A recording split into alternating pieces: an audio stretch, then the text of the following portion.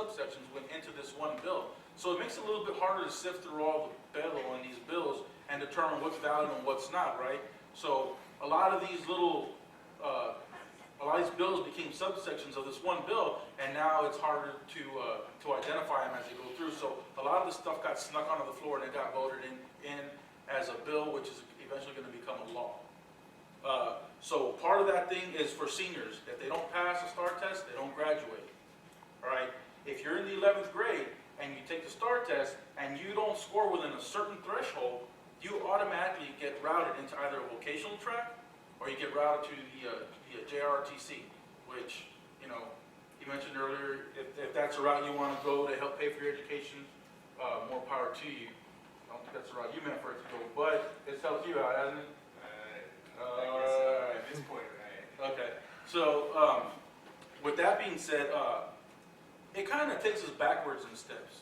Because during the movimiento, you know, during the 60s, that's exactly what we were fighting against. These vocational tracking systems for Latinos. Back then, it wasn't mandated. It wasn't a law. It was just an accepted part of society because they've been beat down on the ground for so many years that it's just what they were societally conditioned to accept. Now it's a law. Now counselors are forced, whether they feel students really have the potential or not, to say, well, mijo, you didn't make it past this threshold, so you can be a mechanic if you want to, right? Or for the young ladies, you know, they're going to shuffle them into secretarial positions. Instead of saying, let's help these students and get them college ready, they're going to not do that. The worst part about it is that they take the choice out of the students' hands. Because what if they absolutely just don't want to do that? They want to do this. But they can't anymore. Because, you know, they might have screwed up earlier in their high school career. I know I was one of those students, man. I got into all kinds of trouble. I broke every rule I could find just to see what would happen. It wasn't cool. But thankfully, laws like this didn't exist back then, or I wouldn't be standing here right now. One of the other things that it does, they spoke about privatization. It allows for private companies to invest in public education now by providing funds to produce facilities that are going to benefit them in the long run. So what happens is when these private companies end up being able to contribute through funds, they end up having a say in what goes into these facilities. So companies like Valero, Biotech, what was one of the other big ones? They'll get to say what type of buildings, what type of facilities are being built. So what's happening now is they're funding the facilities that are going to educate their future workers. Can you see that connection? All right. So it's puro pelo to me. Another bill, House Bill 1142, relating to a public school elective course on firearm safety training and history. Right? Does that even make sense to anybody in the high schools? All right, so I'm just going to skip through that. And it also seeks to teach the Second Amendment rights and how it fits, translated from the Constitution. The only thing I will say about that bill, the problem I see with it is that the educator, it's kind of like a double-edged sword. You're either going to get a teacher who has to go and get certified in firearm safety, concealed weapons, licenses, things of that nature. So you're going to get a teacher that doesn't know anything about firearms, or you're going to get a law enforcement officer come to the classroom who doesn't know anything about teaching. You see, so it's a lose-lose in my eyes. The next one, and I'm going to skip straight to this one. This is it's what Tim was alluding to. House Bill 1938 and Senate Bill 1128. All right, these bills are specifically targeted. Well, okay, by their verbiage, the whole page, right, the whole one page, is targeted directly at history. And what it's saying is that any courses that don't teach a comprehensive survey of U.S. or Texas history cannot count towards a core curriculum. Now, everybody's like, well, you know, we all got to take history anyway. What's the big deal with that? What happens is that courses within the ethnic studies umbrella are no longer validated. When they're not allowed to carry the prestige of being part of the core curriculum, they get discredited, and so do all the efforts of everybody who worked to make those legitimate degree plans within our higher education. All right, it's something personal for me because I'm a MASSO major. I'm also a history major, so you know, is it really going to affect me? Probably not, because I've already met my requirements. But again, I'm here for the people who are behind me that are coming up in through their ranks in the college education, because they might not know that this is going on. So So the domino effect of that is, if these courses no longer count for core curriculum, who here wants to spend time taking courses that aren't going to go towards your degree plan? Y'all want to take courses that don't go towards your degree plan, or you do? All right. So if it really means that much, but look at the number. There wasn't a lot. And what happens is the enrollment in these classes drops. When the enrollment drops, they get taken off the degree plans, which means they get cut. When the courses get cut, the degree plans go away. When the degree plans go away, the educators lose their jobs. When you do that, you take an entire ethnic group out of the history books. And like Tim said, if you're not telling both sides of the story, you're not telling the truth, right? So can y'all see the domino effect there, how everything's kind of tied into it? All right. Now, I'm going to spend a little bit of time on that. Just real quick, we've been able to talk directly with Representative Castiglione on this, and the guy's full of hot air. On March 14th, we went into his office, and he invited us. He was dead set that he was going to change our minds about how he felt about this bill. He said, the bill's intended to cover more time, involve more topics, but they've got to be U.S. history or Texas history. Our argument was, they all go hand in hand, right? You can't you can't talk about the presence of Texas as it is without talking about the Treaty of Guadalupe Hidalgo, which involves a bunch of Mexicans, right? But they're just Mexicans, so whatever. But the problem with that was that he was a big fat liar, right? I can call him that. On March 14th, we were in his office, and he denied any knowledge of Senator Dan Patrick's bill, which was word for word exactly like his. And they both denied having any knowledge of each other's bill. The other thing they denied was having knowledge of a report that was created by the National Association of Scholars that sought to do the same thing, because a lot of these courses were too much about race, class, and gender. Right? You can't talk about those three issues without involving America, or vice versa. So when I had the privilege of speaking to him at the hearing for this bill a couple of weeks ago, I called him out on these issues, and he didn't like it, because what happened, we were in there on March 14th, denied any knowledge of Senator Dan Patrick, of the NOS report, or any of that stuff. But on March 5th, he put out a press release and specifically quoted from that bill. And oh, by the way, he had the co-author of that report in that room with him testifying that day, but nobody ever made that connection. And when he testified on his own behalf, presented himself with his own self-interest, and said, I just am here for the sake of history, but failed to mention that he was the one who co-authored the report that this whole bill was based off of. So when we talk about racism, right, it's alive and kicking. You're not going to go downtown and see signs that say no Mexicans, blacks, or dogs allowed anymore. You're not going to see that. But what you are going to see are some of these bills that are getting passed. All right? And so to tie it back real quick to Arizona, the reason that bills like that in Arizona are such a big deal is because in Arizona, when it got big over there, they caught it a little bit too late, but man, they tried to get on board, and man, they tried to fight this thing. They had students taking over the school board meetings, chaining themselves to chairs, doing everything they could to stop these meetings from taking place. It still happened, and they were still able to ban ethnic studies. We caught this thing in its infancy phase. We don't want to have to get to that point, which is why we advocate so much right now for having a voice against bills like this, against these racist actions, because they are. And whether they're going to come out and say it, which they won't, I'll say it. And I'm glad that everybody up there is willing to say it, because all these things, they get tied back to immigration, they get tied back to your rising costs in tuition, they get tied back to education, period. Right? So, the funny thing is that while nobody's willing to say it, there's a small group of activists, as he called us, who were. And my take on this, and I'm going to wrap up by saying, I don't think there's a problem with immigration. I don't think there's a problem with privatizing education. These aren't problems, because they can be fixed. These issues can be addressed, and they can be fixed. The problem, for me, lies within the attitudes of the people who choose to ignore it. That's what the problem is. All right? These people... These people are the ones who continue to say no, no, no. And there's no reason for that. All right? So for me, the problem doesn't lie within these issues. The problem lies within their attitude to refuse to do anything about it. Does that make sense, everybody? Yes. All right. With that, I want to say make sure you keep your grades up. Thank you. Thank you, Leo. So now the floor is open for questions. If anyone has a question. Lady in the back in the blue. Hello. So you were talking about some of the things that Arizona students were able to do towards the end of the passing of the bill. Is there any particular things that you guys have thought of doing to show resistance to this bill? Yeah, absolutely. We had another panel discussion just on Tuesday at Our Lady of the Lake.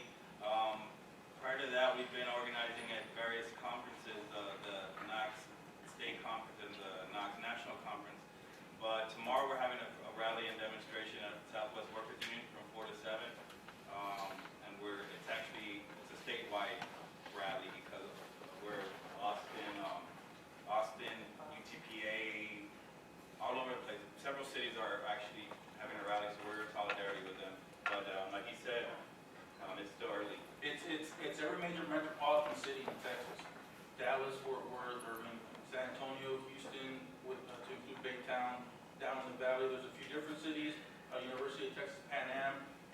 But we have contingencies in place. If this thing gets to the point that if it passes, we've already coordinated with the ethnic studies programs at UT Austin to start conducting protests and march, and we're going to hold up our badass signs and throw the finger at them if we need to. Hopefully we don't have to get to that point. But that's why it's important for students, that civil rights thing happened, right? We call it the thing because it's a date and time we learn about history. But those are actual people who are on the ground, boots on the ground fighting, right? And a majority of them were students. And that's what people don't realize. And so we've lived in all these comforts under this umbrella that they provided for all these years, all right? And now our studies are under attack again. And I challenge every student in this room to ask yourself, what are you going to do about it? When your kids are looking back on this era and they're saying, damn, and they come to you and say, hey, what side did you stand on? What are you going to tell them? You know what I'm saying? So for right now, because it's a state issue, we've been coordinating with the cities, with the universities. The big thing was building a bridge between the different universities and then here on campus within the different organizations to raise awareness for these issues. Any questions? Is there going to be a list with email addresses or something that you're going to send out dates and stuff, things y'all will be doing so we can figure out what contributing to this looks like on an individual basis? Yeah, we were actually talking about that the other day because right now it's kind of, MASSO's here and we've been kind of headlining it. But I just met Tim this semester and I'm really impressed with what SUSJ's done on a much larger scale. So I think our collective efforts, we're going to be able to make that happen. And we're talking about creating an email list specifically for this cause. And it'll be something that people want to jump on board when you start sending out group emails. In terms of an individual effort, at this point, having a voice. If you go home and you talk to your mom about it, she's going to go to work and talk to her friends about it. You talk to your class about it. What I started doing is I started asking the professors in my classes for about 5 minutes at a time in the beginning, and I just started throwing it out there, and I took flyers with me, and I was putting it in people's hands. We have an online petition. At a couple of events we've had, we take our laptops and set them up. Tim was there, and people were coming by. We make it easy for them, so they don't have to actually go on there and do it themselves. We're like, hey, here's my laptop. You want to go ahead and sign this petition real quick? Kind of thing. So anything you can do, any awareness you can spread to bring a voice to this issue is the biggest thing you can do on the individual right now. I guess what I'm trying to figure out is how we can find out about events like this. I just so happen to see this through a friend's Facebook.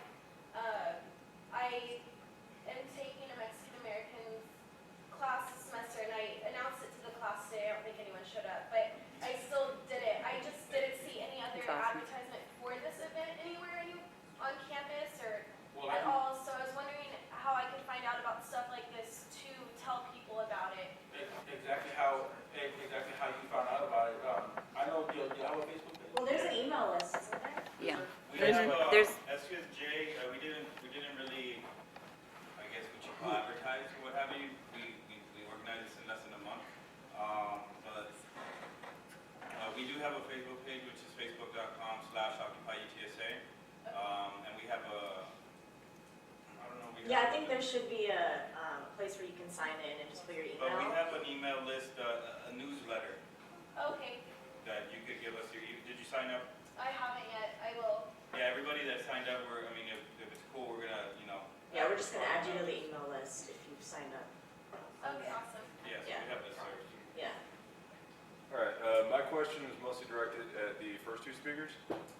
So when you put up that, one of the things that was listed in the immigration reform thing was you could be denied if you were suspected of terrorism by the State Department. That seems a little vague, to say the least.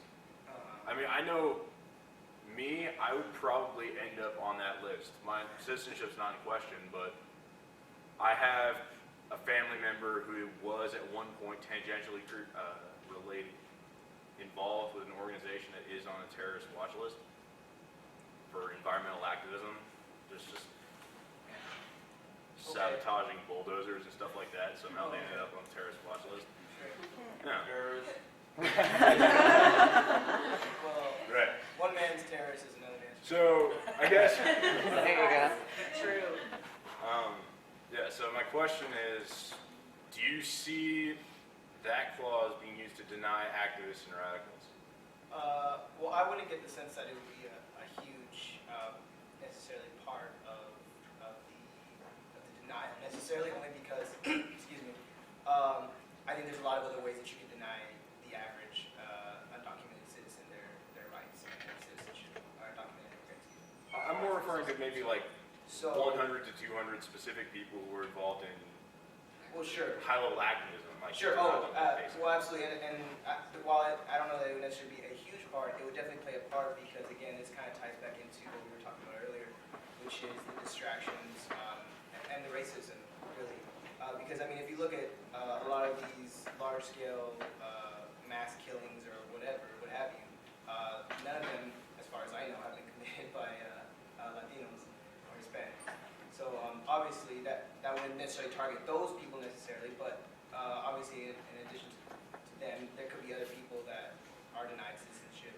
But again, I think that one of the things that kind of I noticed this week, or last week especially with the attacks in Boston, is that was being used as some sort of, I guess, buffer for saying we can't have immigration reform, we need to close the borders, yada, yada, yada. And that's why I said, really all these mass killings haven't been, nobody's come through our southern border as far as I know. So I just think that again, doesn't necessarily play a huge role in the majority of people, but it certainly could have an impact on others. And like you said, a lot of people can qualify as terrorists, so for some people. And I just want to expound on that real quick. Yeah, sure. Just like you said, right, and then you said a terrorist, it's vague. It can be anything. And I want to tie that into these education bills. This bill specifically, 1938, and Senate Bill 1128, they're literally one page long. I thought it was funny because when we were in the hearing, they kept referring to like page 1, line, whatever. And I called them out. I was like, you kept referring to page 1. It's the only page. Right? And so the problem is that because it's so vague, it can be manipulated in any way if the wrong person gets their hands on the verbiage, just like this terrorist thing. And to that point, I mean, the nature of public policy in this country is to be as vague as possible. Yeah. That's why when you're reading these bills, I mean, I've read a lot of it. It's really just very vague. I mean, for instance, you can say we want people to learn English, but then how are we going to set programs up at community colleges? Are we going to have a way for them to learn English? I mean, there's really no infrastructure in place within the current legislation to have a way to measure that or to have a way to establish that. So again, I think part of the way you prevent a lot of people from having access to those rights and to those opportunities is to make things really vague, because that way you leave it to individuals, states, local bureaucracies, all that kind of stuff to determine it. And those laws can be up for grabs. I mean, you notice with state laws, a lot of times when it's passed on to the states, they get a lot more discretion in that in doing that. So that's why it's very important to pay careful attention and to ask those questions, because it is very vague.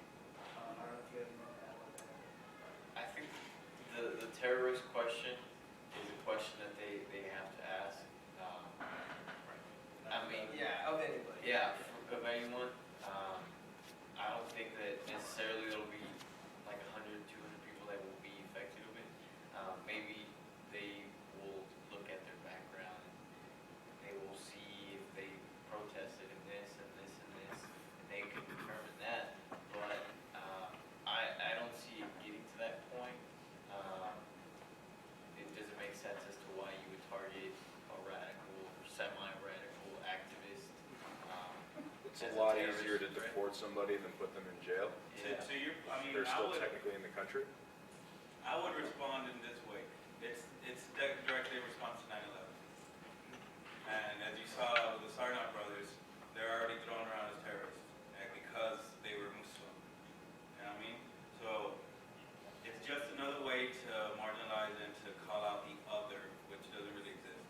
And aside from Muslim, you know, Islamophobia that it's associated with, there have been rather, you know, some radical groups coming out of Latin America that have caused, you know, created mass movements. So yeah, I think it is directed towards radicals. It is directed towards, you know, those, you know, Middle Eastern people. That is very sad, but it's just another way of excluding. Yeah, it's also interesting because my dad was actually telling me pretty recently, but basically during the 80s when they immigrated here, it was actually a lot harder for Indian people to get visas, and it was because U.S. foreign policy against India was kind of not supportive of them because they were getting their nuclear weapon at the time, or they were launching nuclear, or like doing some sort of nuclear research, whatever. So we were sort of more backing Pakistan at that time, and were sort of against India. India was more associated with the Soviet Union. So it was actually a lot harder, but now obviously we know like India is like completely, you know, like, yeah, exactly, just completely an economic like symbol of like the developing world, like becoming first world. So it's just interesting how things change like that, you know, because now as an Indian you can get a visa pretty easily. And it will be discriminatory. Again, there will be groups that are targeted more than others, just like any other part of the immigration infrastructure. So it's always going to be like for instance, if you obtain a nuclear weapon, all of a sudden we stop messing with you. So you can understand why someone might want to have one. There you go. Anyway, so that kind of goes back to that racism is applied as well. Anybody else? I know. First of all, thank you all for coming. I know some people have to leave. It's getting kind of late. Yeah. Is So there any other we're gonna questions that you have for wrap any it of us up. on any of these topics? Kev, when do we have